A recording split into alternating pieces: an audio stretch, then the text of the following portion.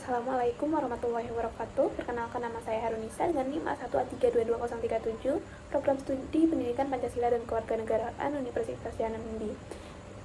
Mata kuliah Hukum Perdata dengan dosen pengampu Ibu Nurmalia Dewi MPD. Kali ini kita akan membahas mengenai jurnal tentang hukum perdata, yaitu yang pertama, analisis hukum perdata terhadap kasus penyerobotan tanah oleh Irsan Ramadan dan kawan-kawan tahun 2022. Jurnal ini membahas persoalan yang sering terjadi di Indonesia, yaitu penyerobotan tanah atau tindakan seseorang yang menguasai tanah milik orang lain tanpa hak yang sah. Masalah ini menjadi perhatian serius karena tanah merupakan aset penting dalam kehidupan masyarakat, tidak hanya bernilai ekonomi tetapi juga sosial dan hukum. Kasus penyerobotan tanah sering muncul karena lemahnya administrasi pertanahan, tidak tertibnya pendaftaran hak milik, serta ketidaktahuan masyarakat tentang dasar hukum kepemilikan tanah. Akibatnya banyak sengketa tanah berakhir di pengadilan dan menimbulkan ketidakpastian hukum. Jurnal tersebut bertujuan untuk menjelaskan bentuk pelanggaran hukum perdata dan kasus penyerobotan tanah. Yang kedua, menunjukkan mekanisme penyelesaian sengketa tanah melalui hukum perdata. Dan yang terakhir yaitu menegaskan bagaimana hukum perdata melindungi hak kebendaan seseorang atas tanahnya. Nah, kemudian metode penelitiannya yaitu penelitian hukum normatif, yaitu di mana menelaah aturan perundang-undangan, literatur hukum dan doktrin para ahli. Sumber hukum utama yang digunakan yaitu yang pertama, Kitab Undang-Undang Hukum Perdata, khususnya pada pasal 570 tentang hak milik dan pasal 1365 tentang perbuatan melawan hukum. Kemudian juga pada Undang-Undang Pokok Agraria tahun nomor 5 tahun 1960. Yang pertama yaitu hak kebendaan dalam hukum perdata. Dalam hukum perdata, tanah termasuk benda tidak bergerak.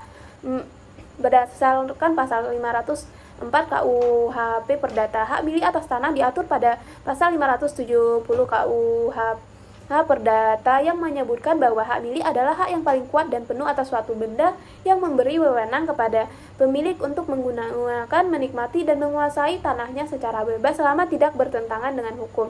Tindakan penyerobotan tanah berarti pelanggaran terhadap hak kebendaan orang lain sebab pelaku secara sadar menguasai tanah yang bukan miliknya.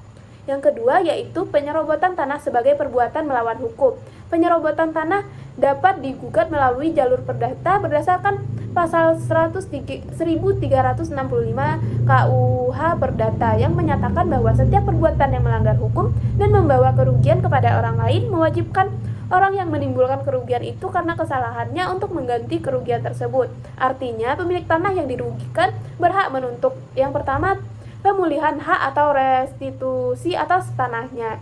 Yang kedua, ganti rugi atau kompensasi atas kerugian yang ditimbulkan akibat penyerobotan.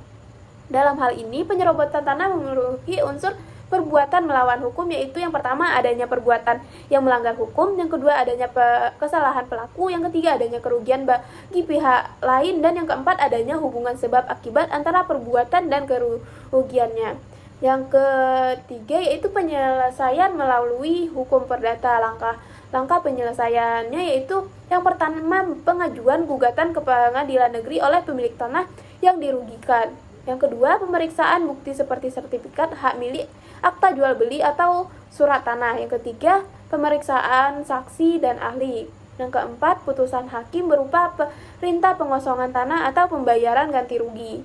Hakim dapat menjatuhkan hukuman putusan yang bersifat deklaratif dan konstitutif, yakni menetapkan siapa pemilik tanah tersebut dan memerintahkan pemulihan hak bagi pihak yang dirugikan.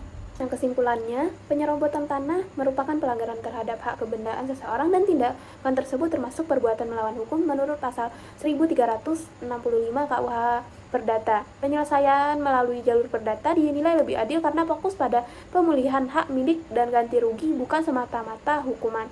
Nah, sekian analisis jurnal yang pertama. Kita lanjut pada jurnal yang kedua.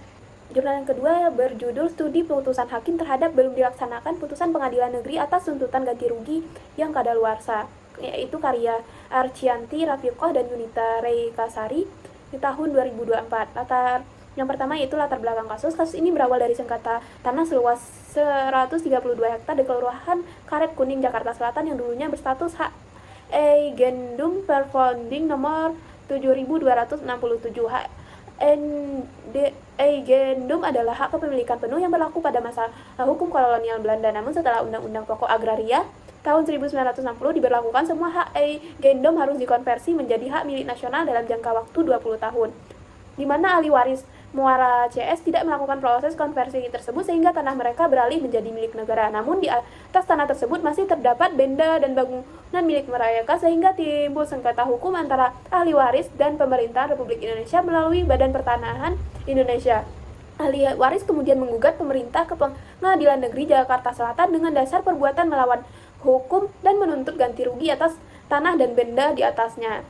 Kronologi dan putusan pengadilan. Yang 1. Putusan Pengadilan Negeri Jakarta Selatan nomor 523/PDT-G/2001 PN Jaksel. Hakim mengabulkan gugatan ahli waris Muara CS dan memutuskan bahwa pemerintah Indonesia BPN wajib memberikan ganti rugi sebesar 20% dari luas tanah, yaitu sekitar 16 hektar sesuai dengan keputusan Kepala BPN nomor 188.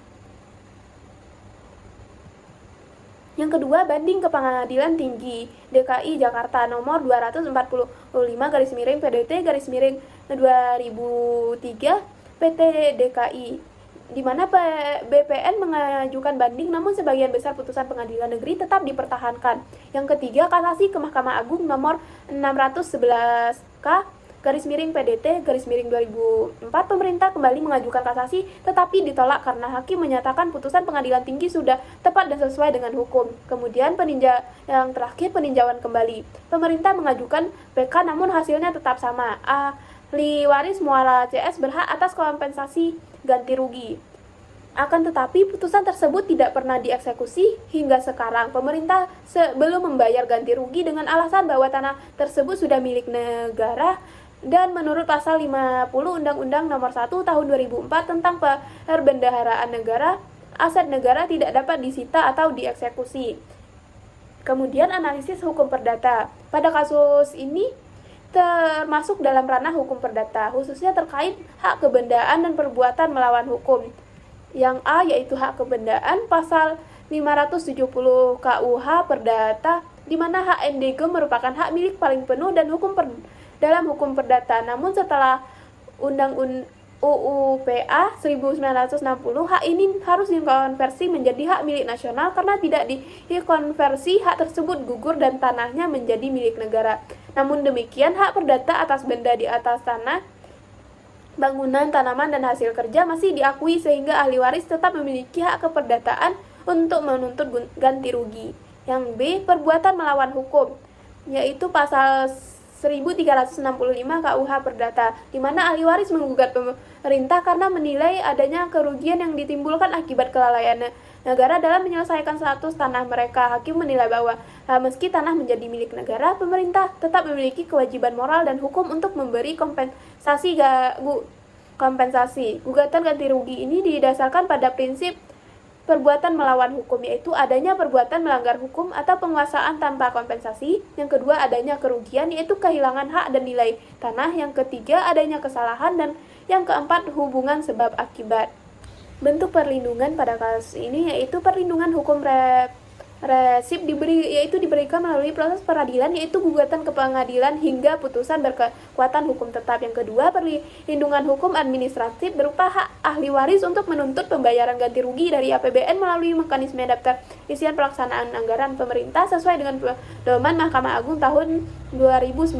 Hal ini menegaskan bahwa walaupun tidak dapat dieksekusi secara langsung, negara tetap memiliki kewajiban hukum dan moral untuk membayar kompensasi sesuai keputusan pengadilan. Kesimpulannya, kasus ini menunjukkan bahwa dalam hukum perdata, hubungan antar warga negara dan negara tetap tunduk pada prinsip keadilan dan tanggung jawab hukum.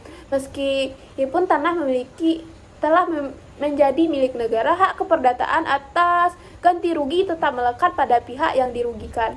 Demikian video saya akhiri dengan wassalamualaikum warahmatullahi wabarakatuh.